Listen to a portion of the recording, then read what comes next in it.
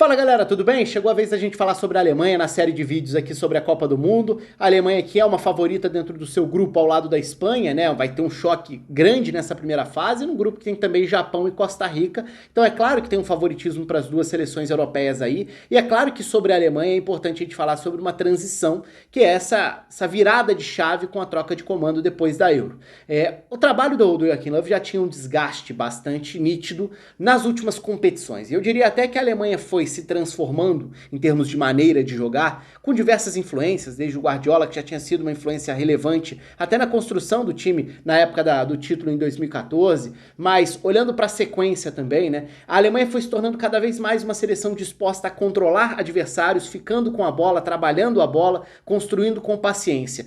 Só que nos últimos torneios grandes, a Alemanha teve muita dificuldade para competir contra adversários que eram muito diretos, agressivos, que exploravam os contra-ataques e exploravam uma Alemanha muito vulnerável. Então a sensação que foi ficando era de que era uma Alemanha que reunia muita qualidade, mas que tentava jogar num ritmo cada vez mais lento para manter o controle, e quando chegava uma competição grande, um adversário que entrava a 1000 por hora, disposto a aproveitar contra-ataque, conseguia impor um ritmo que a Alemanha não acompanhava. E a Alemanha se mostrava com dificuldades e vulnerável nesses cenários. E acho que essa virada de chave tem tudo a ver com o resgate disso se a gente pensar na característica do Hansi Flick, pelo que foi o sucesso dele no Bayern.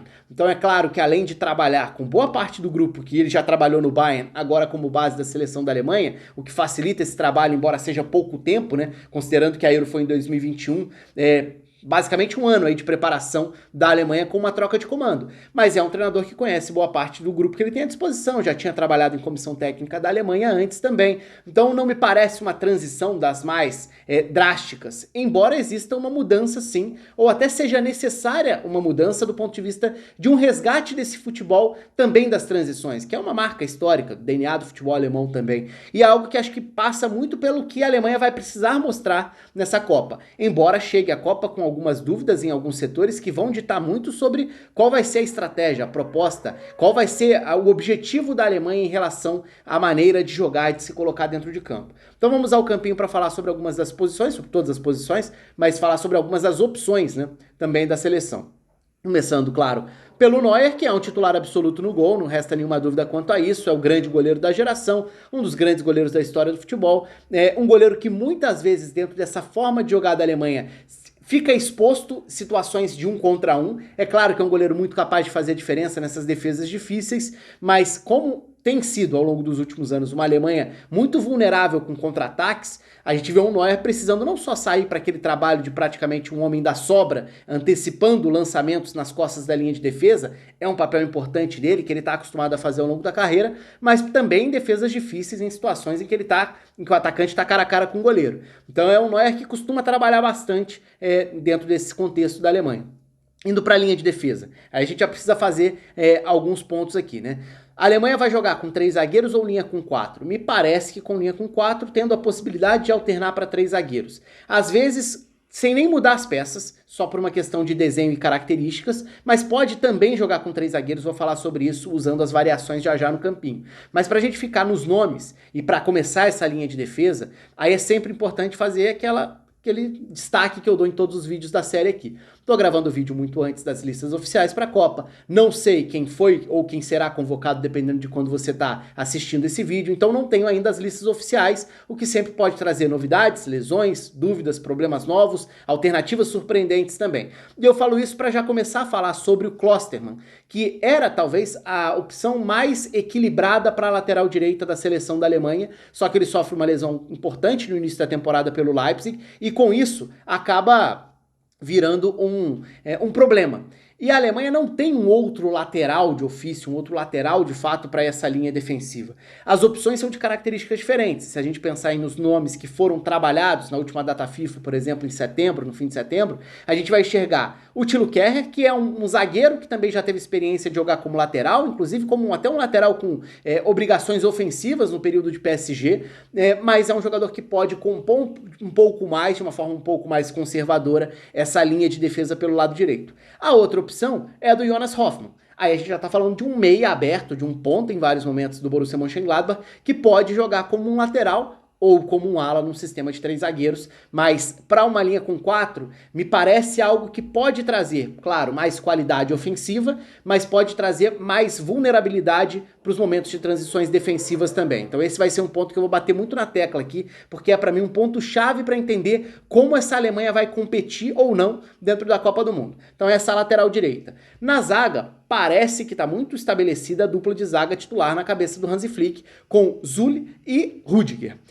Aí, claro, tem alguns nomes que precisam ser citados aqui. Um deles, o Hummels, parece fora dos planos. De novo, não sei ainda a lista oficial, tô gravando o vídeo antes. Pode até ser que ele seja convocado, será uma surpresa para mim, porque ele esteve fora das listas aí quando a gente olha para as últimas convocações, e embora tenha continuidade como um zagueiro importante no Borussia Dortmund, ele ficou um pouco para trás nessa lista. Se a gente pensar que em setembro o Bela Kotchap foi uma novidade para a zaga, para mim, naquele momento, parecia uma mensagem de que o Hummels estava fora dos planos, porque tem outros jogadores aí na lista. E talvez o primeiro deles, em termos de opções, seja o Schlotterbeck, que fez grande temporada passada no Freiburg, foi para o Borussia Dortmund. É até curioso pensar que o Borussia Dortmund tem Hummels, Süle e Schlotterbeck. Então, 3 zagueiros que disputam posição, muitas vezes até jogam numa mesma linha com 4, porque o Süle pode ser lateral direito, e na seleção da Alemanha o Hummels, que é essa referência em termos de experiência também no Borussia Dortmund, acaba não sendo utilizado. Eu falei do Süle na lateral direita, e para mim talvez fosse até a opção mais equilibrada para a lateral direita. Eu não coloquei porque ele não tem sido usado com frequência por ali, porque na cabeça do Hansi Flick parece que o Süle é um dos pilares da zaga, mas para mim seria uma opção de lateral direito, que tem capacidade para avançar. Ele não é um jogador habilidoso, mas ele é um jogador que consegue conduzir a bola da defesa para o ataque. O porte físico acho que gera muita confusão muitas vezes, por ele ser um grandalhão, um armário, um cara muito forte. Todo mundo olha para ele só como um jogador de trombada, mas ele tem mobilidade. Ele é um jogador forte, mas ele é um jogador rápido também. Então eu não vejo problema nele jogar na lateral direita. Em vários momentos no Bayern, ele chegou a jogar, e bem na lateral direita também. Então acho até que ele poderia tranquilamente ser o lateral direito titular da Alemanha, e aí colocando Rüdiger e Schlotterbeck formando a dupla de zaga. Schlotterbeck tem uma ótima qualidade de passe na construção de saída de bola, não teria muito problema, mas parece menos provável pelo que a gente tem visto da cabeça do Hansi Flick. E na lateral esquerda, a grande novidade desse último ano foi a ascensão do Raum. Agora, o Raum fez uma grande temporada passada no Hoffenheim, se transferiu para o Leipzig e ainda não conseguiu atingir o mesmo nível. Então eu diria até que a confiança, o momento do Raum não é o melhor se a gente comparar com antes da temporada começar. No Hoffenheim ele assumia esse papel muito importante de um ala pela esquerda que ataca o corredor, tem uma boa batida na bola, então é uma ameaça cruzando, e não necessariamente cruzamentos para finalizações de cabeça, pode ser o cruzamento a meia altura, o cruzamento rasteiro, a bola na entrada da pequena área, é uma especialidade do Raum, esse cruzamento forte a meia altura para quem chega de frente atacar a pequena área finalizando. Ele fazia muito bem isso no Hoffenheim. Então é um jogador que nessa linha de 4 claramente tem um papel muito mais ofensivo, o que também vai trazer consequências defensivas se a gente for comparar, e a Alemanha pode eventualmente até usar zagueiros nas duas laterais, como já usou várias vezes, inclusive fez isso na Copa de 2014, então não é um grande problema para a Alemanha, se quiser ter uma defesa mais sólida, colocar zagueiros nas laterais não seria uma surpresa nesse caso. E vários dos zagueiros da lista têm experiência nas laterais também. Indo para o meio campo, o Kimmich é o grande cara dessa seleção se a gente for falar em capacidade de organização, direcionar jogo, talvez seja o melhor jogador do mundo nessa função de um meio-campista de distribuição, pela influência que tem para lançar, para achar alvos, para achar opções de passe no campo inteiro, passe curto, passe longo, bola parada, é um jogador diferente e que agora assume ainda mais esse papel por conta da aposentadoria do Toni Kroos na seleção, né? Muita gente ainda olha para a Alemanha e pensa no Toni Kroos como um cara dessa seleção, mas não, ele já se aposentou da seleção, então não é uma opção para a Copa do Mundo. E, de certa forma, eu tendo a achar que, claro, no mundo ideal, quando você olha para a formação de um time no papel, o meio-campo com Kroos e Kimmich é um meio-campo que dificilmente vai ser igualado em qualidade técnica, qualidade de passe, distribuição. É uma dupla espetacular. Agora, é uma dupla menos compatível no sentido de competir mesmo. É uma dupla que consegue, com a bola no pé, achar passe para qualquer lugar do campo. E eles podem ficar dominando a posse de bola há muito tempo. Mas isso até, de certa forma, é um símbolo do problema que eu citei da Alemanha no início. Que é essa Alemanha que precisa competir, precisa ganhar duelos, precisa reagir ao momento da perda da bola. E nesse aspecto, a saída do Toni Kroos, não vou falar que foi um ganho, mas porque é um jogadoraço. mas eu diria que ela permite que esse meio-campo fique mais compatível nas características de um volante com o outro. E aí tende a ser o Goretzka, que para mim é uma peça-chave desse meio-campo, justamente pelo que ele oferece fisicamente. Duelos, retomada de bola, pressão, comportamento no momento pós-perda. Perdeu a bola, pressiona, sufoca e recupera. Capacidade física para chegar e atacar a área adversária. Então, para mim, o Goretzka é o grande complemento do Kimmich. Os dois já têm esse entendimento de Bayern há anos. O Goretzka tem muito a ver com essa capacidade de fazer um jogo de maior capacidade para pressionar e até assim recuperar rapidamente a bola do adversário. E claro, tem ali também a opção do Gundogan, que é um jogador mais técnico, com melhor passe, com qualidade numa batida na bola, que pode ser também esse armador a mais nessa primeira faixa do meio-campo para jogar ao lado do Kimmich. Então são essas duas opções em tese brigando por uma vaga só. Eu diria que por característica o Goretzka tende a ser uma peça-chave para a Alemanha competir da melhor maneira. Vou falar sobre isso no cenário ofensivo quando eu falar um pouco dessa transição, mas em termos dessas características, para mim o Goretzka oferece algo que nenhum outro meio-campista oferece dentro das opções de titularidade na seleção. E aí a gente chega à linha dos meias, partindo desse 4-2-3-1, que é outra grande incógnita, né? A Alemanha tem muitos jogadores de qualidade para essa linha.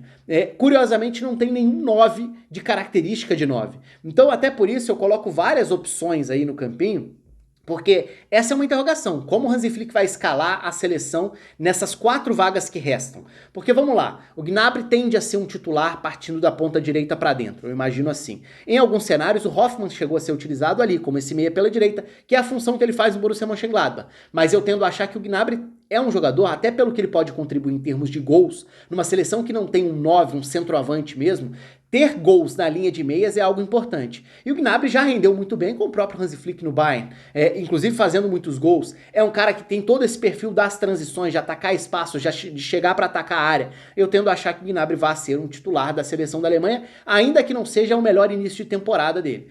Mas tem essa outra opção. Indo para o meio, talvez seja a escolha mais delicada para o Hansi Flick. O Thomas Müller cresceu muito com ele e foi um grande garçom, entendendo muito bem os movimentos, como esse meia que acha os espaços, como esse meia central do 4-2-3-1, o 10 de fato. Agora, nessa faixa do campo, a Alemanha tem a ascensão do Musiala, que não pode ser ignorada. A Alemanha tem a opção do Havertz, que é o jogador dessa faixa do campo, se a gente for pensar, embora ele tenha virado uma opção de 9, pelo que fez no Chelsea, na própria seleção da Alemanha pela falta de uma referência no ataque, mas é outra opção para essa faixa do campo. Então assim, Musiala, Thomas Müller, Kai Havertz, Marco Reus, qual vai ser a condição física dele para a Copa? Todos em tese estão nessa mesma faixa do campo. E na meia esquerda, você tem o Sané, mas tem também a opção de escalar por ali um Musiala, até porque o papel desse meia pela esquerda tende a ser menos de ponta e mais de um segundo meia central, se a gente pensar que o corredor é do Raum. Como o Raum vai atacar esse corredor, o papel do meia passa a ser mais por dentro. Só que o Sané também vem se tornando, nos últimos tempos, um jogador menos aquele ponta que foi nos tempos de Manchester City e mais um meia que atua por dentro, abrindo espaços em jogadas individuais, no drible curto, na condução de bola, para atuar ali atrás do 9. E quem vai ser esse 9? Vai ser o Timo Werner, que também é uma opção para jogar como ponta, como segundo atacante? Vai ser o Havertz, que também é uma opção para jogar como esse meia que encosta no ataque? Nenhum deles é exatamente um 9, nenhum deles é exatamente um centroavante. Mas a Alemanha não tem esse centroavante. Então, se a gente for pensar nessa temporada, talvez o grande nome que surge, e talvez até pinte na Copa como uma opção pelo bom desempenho, é o Füllkrug, pelo que ele faz no Werder Bremen. Aí sim, como um 9 de força, para ganhar duelos pelo alto, para atacar a área, pode ser uma alternativa para determinados cenários. Dificilmente para brigar por titularidade, se é que vai ser convocado para a Copa do Mundo, quando a gente fala em termos de características. Pode ser um complemento para elenco. Mas esse é o grande ponto. Quais serão os 4 nomes escolhidos da Alemanha para esse quarteto de frente do 4-2-3-1? São várias as opções. E aí, falando um pouco mais sobre essa estrutura de saída de bola, eu tendo a achar que o Kehrer vai ser a opção da lateral direita por uma questão de equilíbrio. Porque se a Alemanha vai ter 2 zagueiros que saem jogando, ok? O lateral esquerdo vai se comportar como um ala atacando esse corredor, porque é a característica do Raum, a chegada à frente para explorar um cruzamento, para atacar a linha de fundo. Aí você tem da esquerda para dentro um meia que pode ser o Sané, pode ser o Musiala, se quiser ter Musiala e Thomas Müller jogando juntos, por exemplo, é uma alternativa. O Musiala faz bem esse papel de vir de fora para virar um armador a mais por dentro, tem agilidade, tem uma excelente leitura de jogo e é um jogador que pede espaço, pede minutos, pede protagonismo nessa seleção da Alemanha, se a gente olhar o que ele fez nesse último ano no Bayern. Talvez seja o jogador da seleção da Alemanha que chegue à Copa do Mundo assim, com mais capacidade, teoricamente, de virar uma nova estrela dessa seleção, porque o Musiala é uma realidade já. Então essa escolha vai ser uma escolha bastante complicada. Você vai ter um Gnabry atacando da direita para dentro, com Thomas Müller e Musiala, com Musiala e Sané, com Thomas Müller e Sané, quais vão ser esses meias por dentro? E quem vai jogar no ataque? Havertz, Timo Werner? Eu tenho muita dificuldade em tentar cravar algo do tipo, por isso que eu tô deixando bem indefinido aqui, porque acho que vai passar de jogo a jogo e muito da ideia da cabeça do próprio Hansi Flick. Mas qual que é o grande ponto aqui? Eu falei sobre o momento em que a Alemanha perde a posse de bola. A Alemanha tende a ter, na saída de bola então, um lateral pela direita, se for o Kehrer, ficando um pouco mais. E o Kimmich como esse cara da distribuição. O Goretzka tende a ser muito mais o cara da chegada, o meio-campista chegador, que ataca a área para definir. Tem essa característica como ponto forte, além de ser quem vai, ser uma peça fundamental para evitar o cenário de correr para trás, que é o grande pavor dessa seleção da Alemanha. Perdeu a bola, geralmente a Alemanha tem a bola com muitas opções à frente da linha da bola. Muita gente tentando atacar a entrada da área, por exemplo. Perdeu a bola. O Kimmich, por exemplo, não é exatamente o melhor jogador para essa transição defensiva. O Goretzka é muito mais. O Goretzka é um cara da transição defensiva porque ele pressiona e recupera a bola impedindo que o adversário saia para o contra-ataque. Porque se sai o contra-ataque, aí a gente precisa falar dos 3 jogadores que vão correr para trás e vão tentar evitar, tentar conter, mas cobrindo um campo inteiro. Nesse caso, Sul, Rudiger e o lateral direito, que é o Kehrer. Num cenário de Hoffmann escalado na lateral direita, até por ser um meia que vai alternar jogar por fora ou por dentro nessa tabelinha que pode ser com o Gnabry pelo lado direito, é um jogador a menos para correr para trás no momento em que perde a bola. Então é um time que fica ainda mais vulnerável para esse momento de transição defensiva. Você já pensou perder a bola com o campo aberto, sem conseguir parar a saída de bola do adversário? Que para mim é o ponto crítico aí para a Alemanha conseguir não sofrer tanto.